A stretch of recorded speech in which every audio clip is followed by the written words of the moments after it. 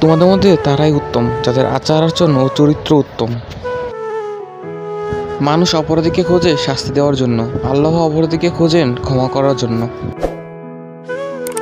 সালাতকে বোঝা মনে করবেন না, আল্লাহ আমাদের বোঝা থেকে মুক্তির জন্য সালাত দান করেছেন।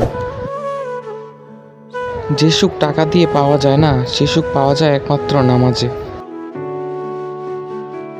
মাটিতে পোড়া ভাত তুললে হয়তো অভদ্রতা দেখায়, কিন্তু এটাই আমার নবীর সুন্নত।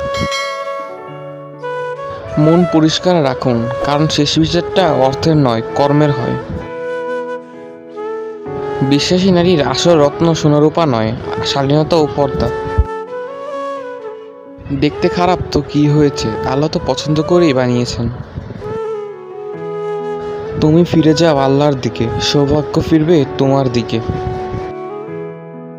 যে ব্যক্তি ভিক্ষা করে নয়, নিজের শ্রম দিয়ে জীবিকা নির্বাহ করে, আল্লাহ তাকে বরকত দেয়।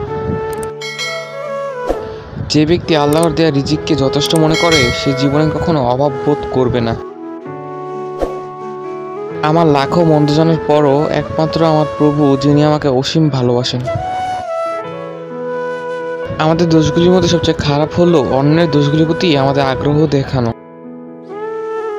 ব্যস্ত জীবন প্রার্থনাকে কঠিন করে, কিন্তু প্রার্থনা ব্যস্ত জীবনকে সহজ করে। ইসলাম আমাদের একতা শেখায়, তাই ঐক্যবদ্ধ হন, বিভক্ত হবেন না। একজন ব্যক্তি হতাশ এবং চিন্তিত হয় যখন সে তার প্রভুকে খুশি করার পরিবর্তে মানুষকে খুশি করার চেষ্টা করে। পাপ ধীরে ধীরে হৃদয়কে মেরে ফেলে, আর পাপ ত্যাগ করলে হৃদয়ে প্রাণ আসে।